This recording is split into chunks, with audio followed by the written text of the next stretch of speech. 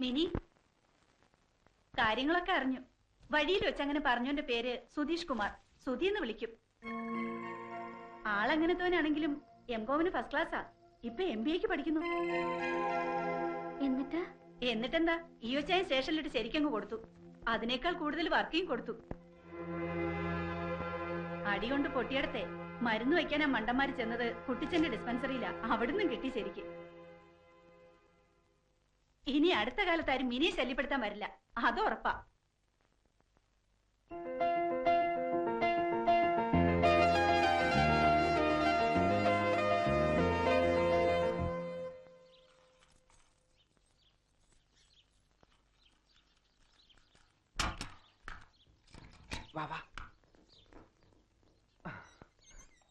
ഇനി ഒരു അറേഞ്ച്മെന്റ് ഉണ്ടാകുന്നത് വരെ ഇവിടെയാണ് നിന്റെ താമസം. കൂടി വന്നാൽ